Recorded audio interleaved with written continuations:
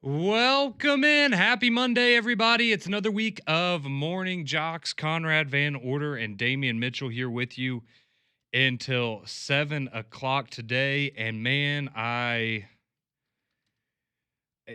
there's some days that you come into work and you kind of just know, I have a feeling I know how the next hour is going to go. I have a feeling I know how the next hour is going to go here on this show. And we pride ourselves. We love giving you a voice and giving you the opportunity to voice your happiness, your sorrow, your frustration, whatever it is in any situation. We're always here and we're happy to let you have your voice, right? Tell us what you think about whether it's Alabama, Auburn, anything going on in the realm of sports. We are here for you, and we're happy to hear from you. And we have so many great listeners that engage and call in and text and are so clever and are so creative and really do have a good knowledge and understanding of the game of college football.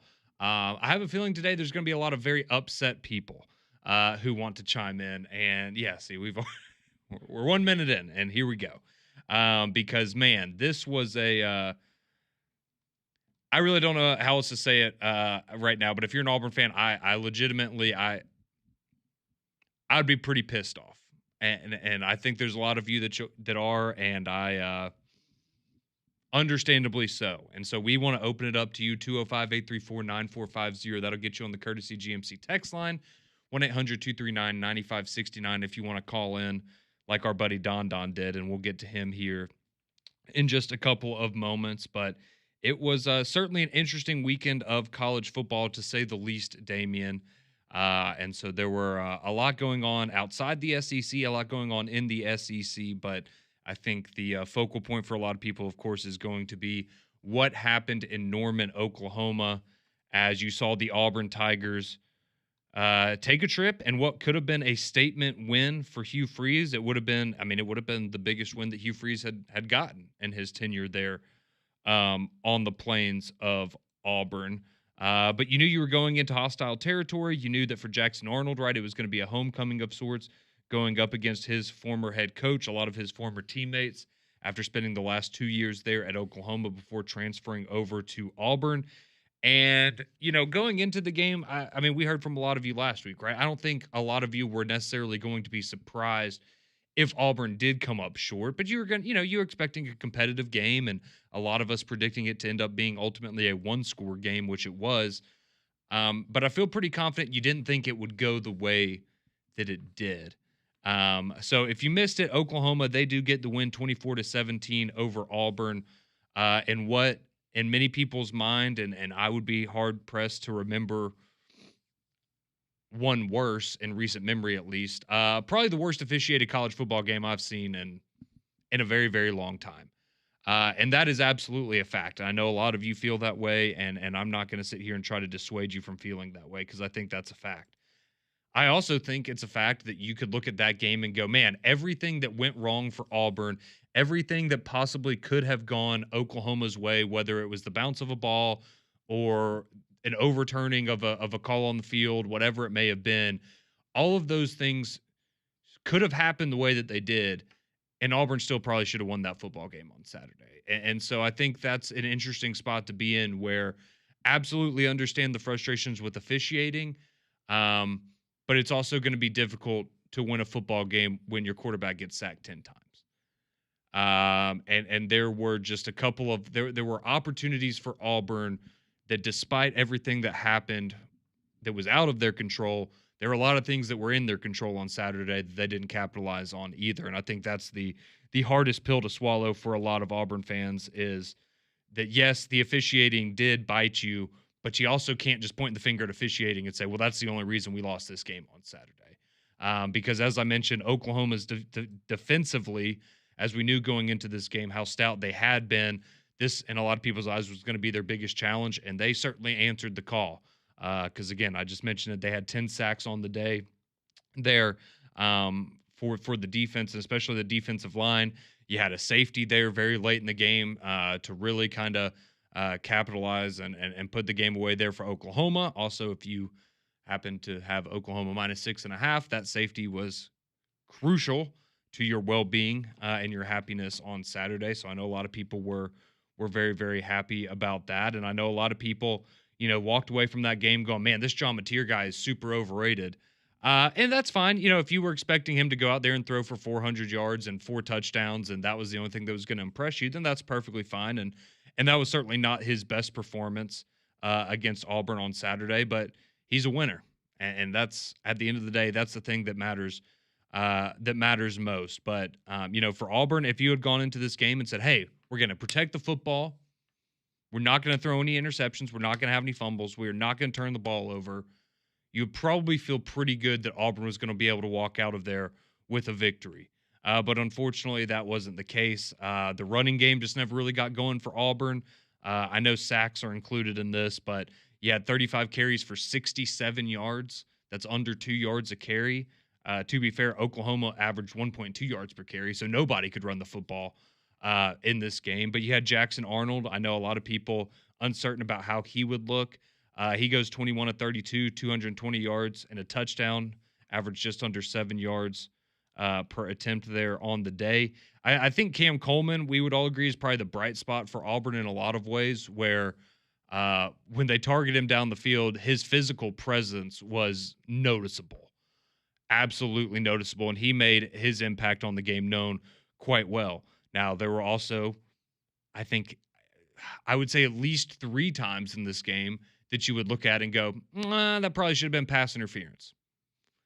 And I'm not going to disagree with that. I'm not going to disagree with that. But when they needed to go and make a play down the field, Cam Coleman was there and probably should have had a couple more yards than he had if things go a little bit differently. But nonetheless, if you're Auburn, the main takeaways for you are not going to be anything that I just read. It's going to be the fact that you had a scoop and score in the first few minutes of the game that was overturned on an incomplete pass ruling by the officiating crew, which it would then understandably make you mad when on the final drive of the game for Oklahoma, or I guess the second to last drive of the game, the one where they scored to take the lead, that there was then another catch that was ruled incomplete that they then went back to and ruled it complete. And so it's pretty easy to see where you say, okay, so you're going to call it one way at the beginning of the game and then the exact opposite way at the end of the game. But guess who it benefited both times? The same team, Oklahoma. And then, of course, you have the touchdown pass to Satania, which it's bad when the SEC has to issue a statement, which they did over the weekend, saying that the officiating crew got that one wrong. And then instead of a touchdown, it should have been a 15-yard penalty on the Oklahoma Sooners. And that right there, that is unacceptable. And I don't care who you are. If you are, look, everybody knows I'm an Alabama fan. If you're an Alabama fan out there and you can't look at that, even if you're an Oklahoma fan and you can't look at that and go, yeah, there's no place for that in college football. Those types of mistakes shouldn't be made at this level. I would agree with you, and I would say that you have a good perspective on it. So I know there were just so many things that went wrong, both in and out of the control of the Auburn Tigers. You throw in, the bizarre muffed punt, like where he could have gotten that kickoff, right? I'm not the only one that thought he could have gotten the kickoff, but he decides to run with it and keep it, and it turns into a disaster in a short field for Oklahoma. There's just so many bizarre plays in this game on both sides, but ultimately, if you're an Auburn fan, I don't think you walked away feeling like Oklahoma was that much better than you. I think you feel like more than anything, they got more help, and ultimately that's why they won the football game. But nonetheless, one team is 4-0 and the other team is 3-1, and that's the way that it's going to work. And I think the biggest thing for Auburn right now is, right, you have to mentally prepare yourself to go to College Station and play a very good Texas A&M team in 6 days now, or 5 days from now. And not only the physical part of that, of recovering from the game, but having to mentally get yourself out of what the hell just happened in Norman, Oklahoma, and have that quick turnaround to get ready for another top 10 opponent on the road. That's going to be a challenge for Auburn this week. And I think, if anything, you hope that you look at that game and you go, all right, we are getting closer to where we want to be, but we need to get to that point where we leave no doubt. It doesn't matter if the game falls into the officials' hands. It doesn't matter, if a couple of things don't go our way, right? The ball bounces the other team's way, because that's going to happen, right?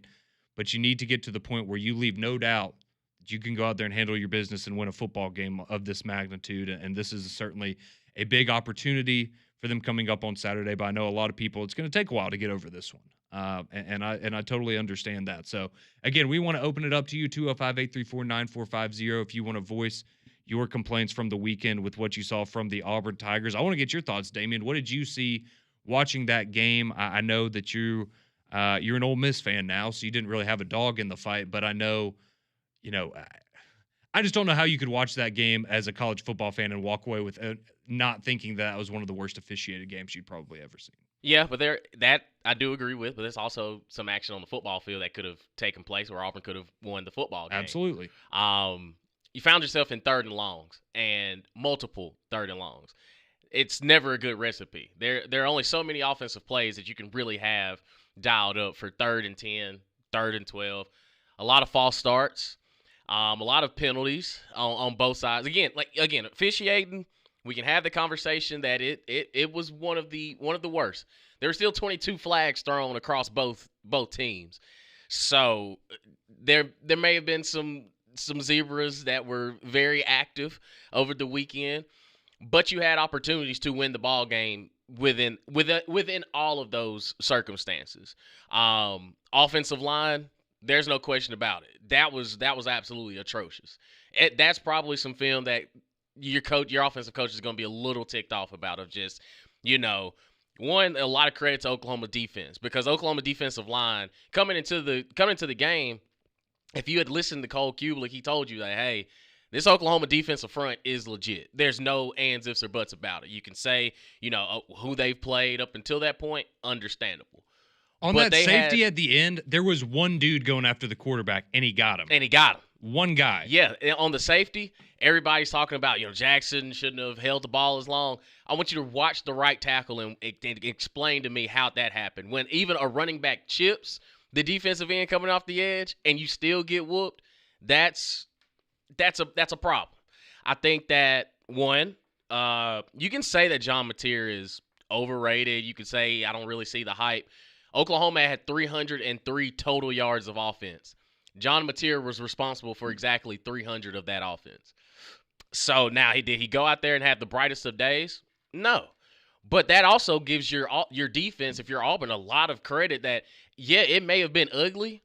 It may have been the hardest 300 yards total offense that John Mateer has ever had to put on. And he still put up 300 yards of total offense. Like, that's where I was having a lot of conversation with some Auburn fans over the weekend, and they were just like, how could you be so hyped about John Mateer? I was like, listen, when I brought up these stats, I was like, okay, the total offense for Oklahoma is 303. John Mateer is responsible for 300. There are 3 yards that anybody else could have gotten that was in the positive. And when you look at what Auburn was able to do to really stifle the run game, and the one touchdown run they gave up, John Mateer just kind of muscled his way into the end zone. It was a short game, but Auburn's defense played about as well as you possibly could and still had a chance in that ball game. And then offensively, I understand that Jackson Arnold is very elusive as a runner. But there are some things that, like, I kind of took a step back on, of why are we calling an RPO when, finally it starts to look like Jeremiah Cobb is kind of filling himself out and understanding how to, he had that big run and some of those yards were hard to come by. And then Damari Austin, he seemed like he was 100%. And I felt like they abandoned the run game in certain situations to put it all on Jackson Arnold's shoulders. And I don't think that was the best recipe for Auburn to have success. But all in all, it was a very physical matchup on both sides. Yes, officiating was terrible, but Auburn had opportunities to win that ball game. They had multiple opportunities to win that ball game. And I think that's, obviously that's a tough pill to swallow if you're an Auburn fan, but that's also where, I get it. It's very easy, and it probably makes you feel a little bit better to just blame the outcome of the game on the officiating, and that certainly played a big part, and it helped Oklahoma in some big ways. But, again, despite all of those things, you still should have won that football game. You still had opportunities to go out there and win that football game. And at the end of the day, when that's the case, then you have to look in the mirror and point the finger at yourself in some ways as well. And I know some people, didn't think the officiating was that bad. I know we have somebody texting in on the text line like, why is there no place for that play in college football, Conrad? The guy never left the play, or the field of play. That's Auburn's fault for not covering him. The SEC literally told schools this offseason, you can't run those plays. And then Oklahoma goes out there and runs that play, scores a touchdown. And like, I can understand if you look at it as, oh, well, that was a cute trick play. And okay, it was a good trick play. But if the SEC office is specifically telling you deception plays this offseason, those are a no-go, that's a 15-yard penalty. The SEC issued a statement saying it should have been a 15-yard penalty. So I mean, you can say what you want and think that it's not a big problem, but I mean, the conference that they play football in came out and had to issue a statement saying it was a bad call. So I can't really defend anything against that. It is what it is. But that we have a lot more to get to. Of course, we're going to get to some of you on the phone lines as well as the text lines as it continues to blow up. 205-834-9450. A lot of you deciding that you are pretty happy today because you feel like maybe all is right in the world and you didn't have to watch your team perform this weekend and you got to watch Auburn. And we will hear from you. And of course, we will hear from many, many more Auburn fans as they voice their frustrations with the loss to Oklahoma up in Norman. We had a lot more going on in the world of college football as well. What's going on with the Clemson Tigers? Rough weekend to be the Tigers, and certainly a rough weekend to be a Razorback as well. So a lot more to come on the Monday morning edition of Morning Jocks.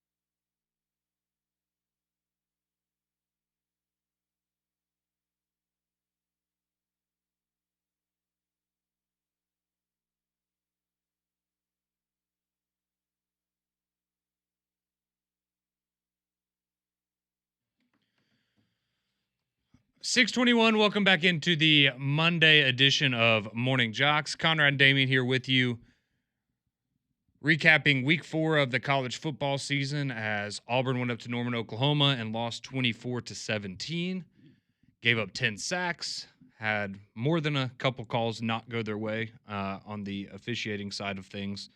And ultimately, they leave Norman, Oklahoma with a loss. But the one good thing, even if you're an Auburn fan and you're not happy that they lost the game, hopefully you were at least happy that they got that safety at the end to cover, because that made a lot of people quite happy, I do believe. But we're going to get to some of your thoughts, your reaction here quickly on what you saw from over the weekend. But before we do that, I do want to give you an opportunity to hear a little bit from the Auburn head coach, Hugh Freeze. He's going to have his weekly press conference coming up later today.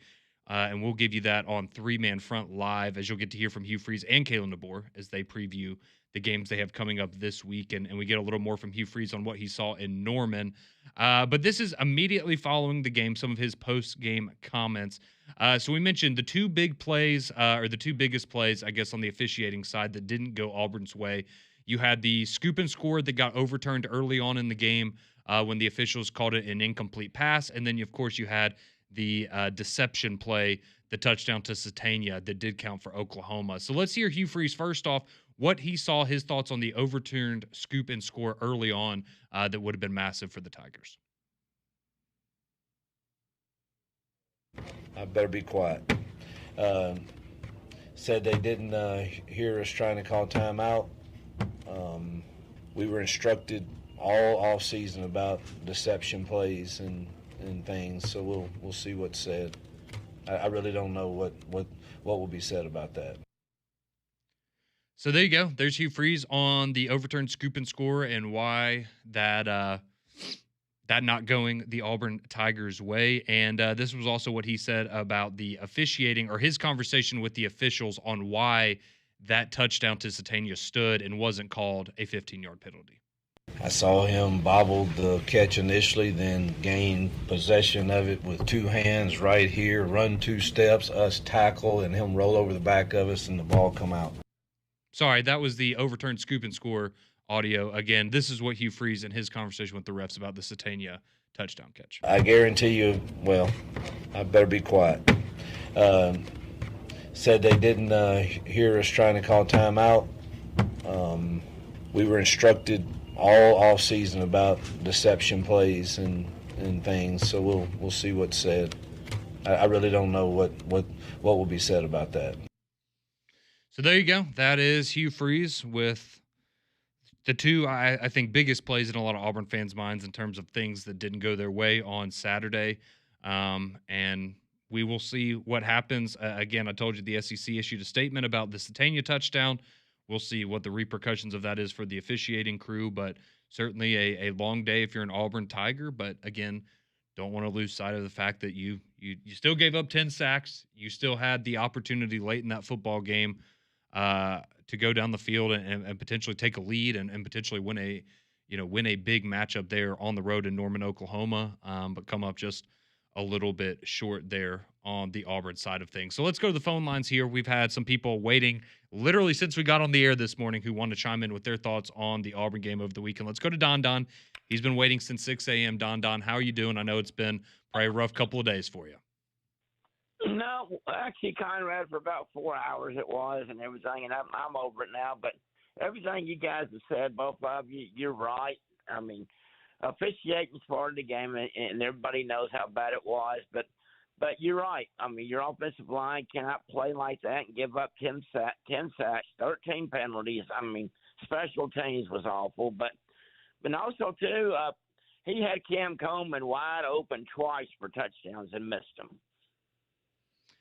Yeah, there were certainly, I think, a lot of people that walked away from that game with Jackson Arnold and went, I guess maybe you start to wonder what the ceiling for Auburn can really be with Jackson Arnold, or this version of Jackson Arnold, because he's got to show an ability to throw the ball down the field better, and he hasn't done that. Well, yeah, but would you both of you guys think that half of those sacks was him holding on to the ball too long?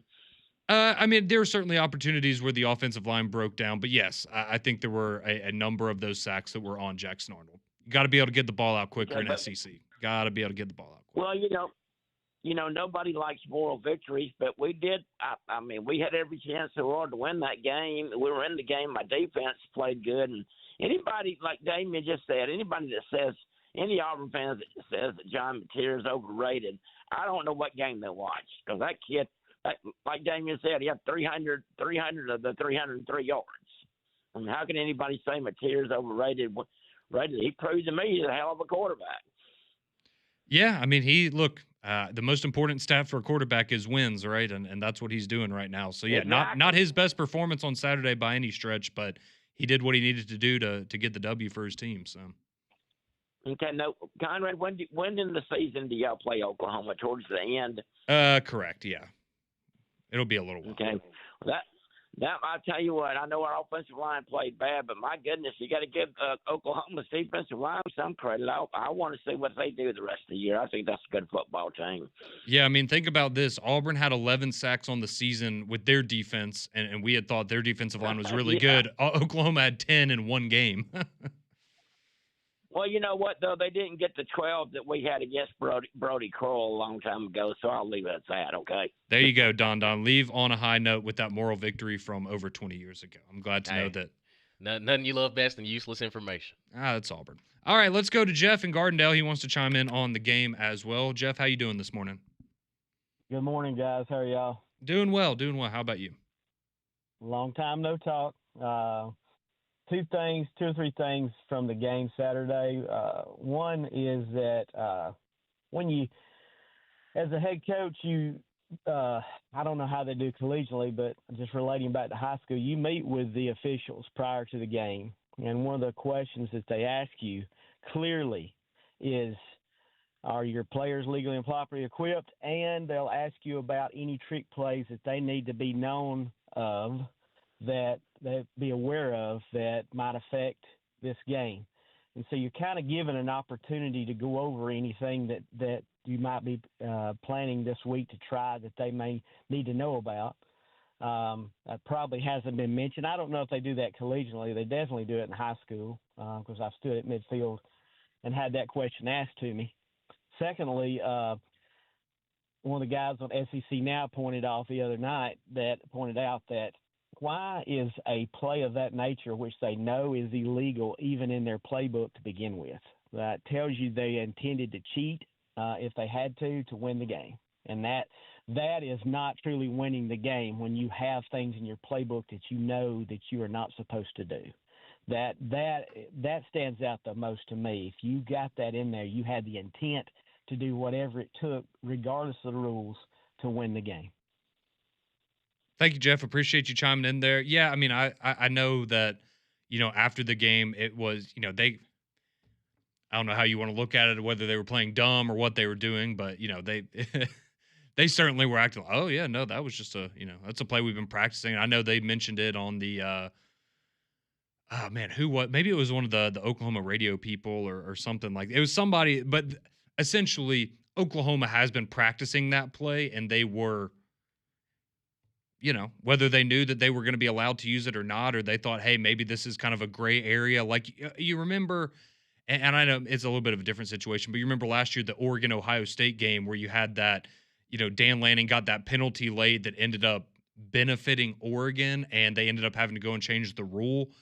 Maybe it was one of those situations where they thought, man, nobody's done this, so maybe we can get away with it. And, maybe that'll be, our gotcha moment kind of thing for Oklahoma. So, we'll see if what kind of repercussions are. I don't think you'll see him run it again, but hey, it worked when it needed to. Yep, you ran it one time and you got what you were looking for out of it. So I know a lot of people not going to be happy about that, but it is what it is. It happened, and it counted as a touchdown. So appreciate you chiming in there with your phone calls. We got more phone calls on the way, as well as your text. Want to get to a couple other things from over the weekend, because there were some other big upsets in the world of college football that we need to get to, but want to continue to get your thoughts on Auburn as well. 205-834-9450 on the courtesy GMC text line. That's all next on the Monday morning edition of Morning JOX.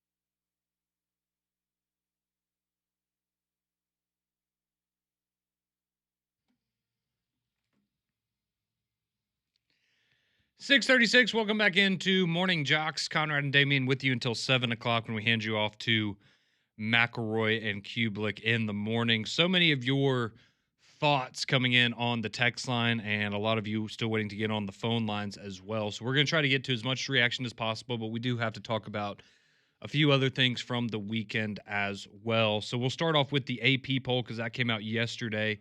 No surprise for Auburn as they, after losing to Oklahoma, they fall out. But the good news, I guess, if you want to look at it that way, if you're an Auburn fan, is they are the 26th team now. So they fall out of the top 25, but they are the, I guess, the first team out of the new AP top 25. So certainly a win over Texas A&M this weekend, and you'll be right back up there in the rankings. But some other movement around the conference. Alabama, they fall back 3 spots on their bye week.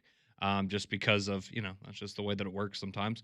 So Alabama finds themselves at 17 now. Pretty funny. Right behind them at 18 is Vanderbilt. So that's a little comical there. But you have Ohio State. They're still number 1 out there at the top with 52 first place votes. Then you have Miami. They jump up to number 2 after that win over Florida, which was probably the worst that they've looked all season. But hey, you beat an SEC team by 19. That's certainly, as far as off days go, you'll take that one. If you're Miami. So they're up to number 2. Penn State falls to number 3. LSU number 4. Georgia 5. Oregon 6. Oklahoma, they jump up to number 7 after the win over Auburn. Florida State's 8. Texas A&M is 9. And Texas beats Sam Houston 55-0 and falls 2 spots to number 10. So that is your top 10. How about Indiana? They're the biggest riser of the week. They jump up to number 8 after a 63-10 win over Illinois. That was the most impressive in terms of teams that made a statement over the weekend. That was the most impressive statement I saw any team make over the weekend is what Indiana did to Illinois, Illinois was ranked in the top 10 when Indiana did that. So remember Fernando Mendoza. Now, if you're an Auburn fan, you already remember him because from Cal, but he's having a special year there for the Hoosiers. Texas Tech, they also jump up 5 spots. They're number 12 now after they put a whooping on Utah. So that's a look at your latest AP poll. That was released yesterday, but we mentioned it. You had Florida going down to Miami to take on the Hurricanes there, and man, just when you think it really can't get much worse for Florida, the defense held on as long as they could, and it was such a pathetic performance offensively from Florida that when they finally scored on that Jaden Ball run, and you're like, man, it's 13-7. Next drive, Carson Beck throws an interception. You're like, man, Florida, how is Florida?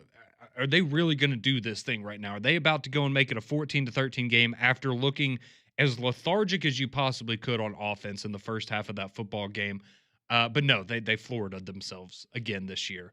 And they ultimately lose 26-7. Miami scores 13 in the fourth quarter to bring it home there for the Hurricanes. And that was essentially all she wrote. But you had that sliver of hope for just a little bit if you were a Florida fan, but you are now 1-3.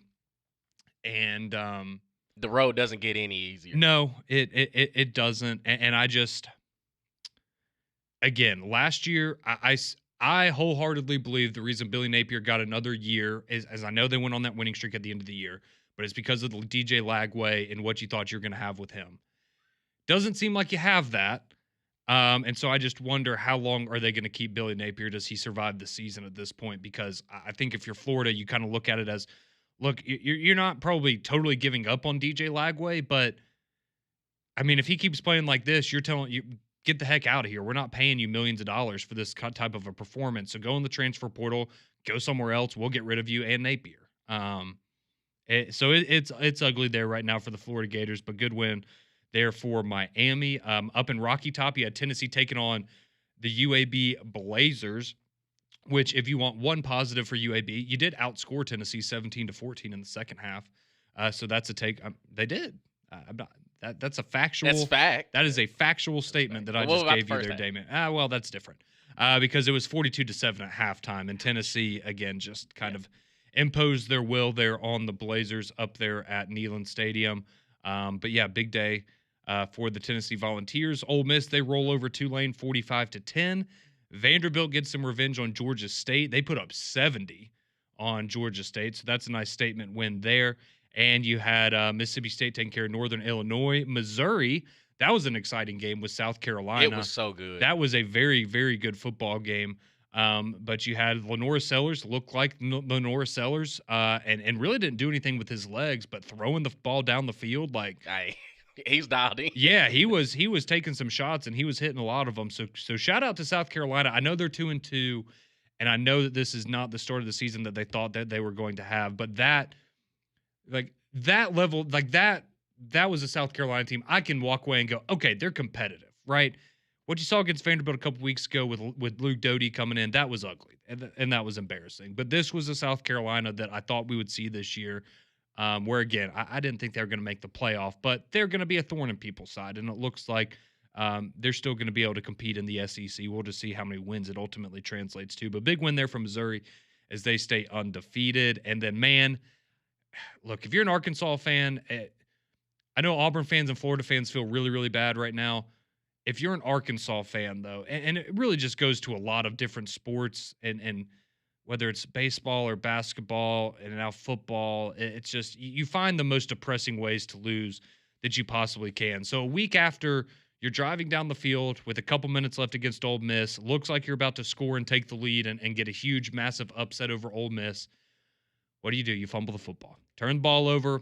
Ole Miss gets the ball back. They ice the clock. You walk out of there with a loss. What happens this week? You're going up against a Memphis team. Memphis is a good program. Memphis might be the group of 5 representative in the playoff at this point. It's a 32-31 game. Arkansas has the ball late. Last couple of minutes, you're driving down the field. Fumble the ball. Memphis takes over. They ice the clock. The game's over. So back-to-back weeks now, you have lost in probably the most heartbreaking fashion that you could potentially lose a football game. And that just seems to be Arkansas's calling card in recent history, unfortunately. So Memphis gets a big 32-31 win. Arkansas, they find themselves now at 2-2. If you're Arkansas, I mean, there is an alternate reality that is not very hard to believe, that they're 4-0 and ranked in the top 25 right now, but instead you're 2-2. And, you're going to have to face serious questions now if you're Sam Pittman, unfortunately. I don't know what to say. I really do feel bad for Arkansas fans. No, you don't. You've already said that he's going to be fired. Pretty much. This is his last hurrah. You've been adamant that Sam Pittman has been one of the underachieving coaches in the SEC. Yeah, which I understand, Conrad. I understand. He's a great guy. He's a great coach. Great, he's a very good coach. He's a coach that I would run through a wall for, and that's Absolutely. what I look for in a coach. No, it's the same thing it was last year. It's when Taylor Green is on, he's on, and when he makes those just soul-crushing mistakes, they're bad. And even the run, even at the end of the ball game, running back puts the ball on the ground in the red zone when literally you're just eating the clock to get the game-winning field goal. Yep. See, that's where I'm like, that's not coaching. That's an individual player, but it's Sam Pittman's job. It's Sam Pittman's team. He's gonna have to take the brunt of it. But sitting at 2-2, when, like you said, you seriously could be sitting at 4-0. But well, at least the fumble this week, 2 weeks ago is very obvious, but this one, I think they called him down on the field and then called it a fumble after. Yeah. It was he was on a player's leg, and like if they had cut the grass a little bit higher, he would have been down. He'd been down. It's one of those. So it's the dog on turf, man. If they played on real grass, you never know. Yeah, it's just that's just the way the dice rolls, unfortunately, and unfortunately, it's rolled that way 2 weeks in a row for the Arkansas Razorbacks. But how about Ole Miss? That was they got a big win over Tulane. A lot of people were talking about Tulane's going to keep it close. Yeah, no, that was impressive against a future SEC coach. Yeah, maybe we just talked about a school that's going to be needing a coach. A couple of them. A couple of them. There's no doubt about it. One school that's not going to need a new coach, but a lot of them probably want one, is Clemson, as they lose again to Syracuse, 34-21. So Clemson's now 1-3 on the season. That was the other big kind of surprise outside of the SEC from the weekend. So a wild weekend nonetheless of college football, but we expect nothing less now, as that's the way that this season seems to have gone. But we want to get back to the Auburn conversation. I know a lot of you still want to chime in with your thoughts on the Courtesy GMC text line as well as the phone lines, and that is absolutely what we do. But we'll leave you with this one before we go to break. This is Eric from Cahaba Heights. Maybe this will make you feel better, Auburn fans. says, before you guys trash Hugh Freeze, remember that you aren't just attacking a coach, but also a father and a husband. One bad game shouldn't take away from what he's brought to the Plains. We're going to get a win this week and get back to 500 over his entire tenure. We love you, Hugh Freeze. War Eagle. So there you go. Maybe that helps you feel better if you're an Auburn fan. But we'll get back to more of your reaction. That's all next on Morning Jocks.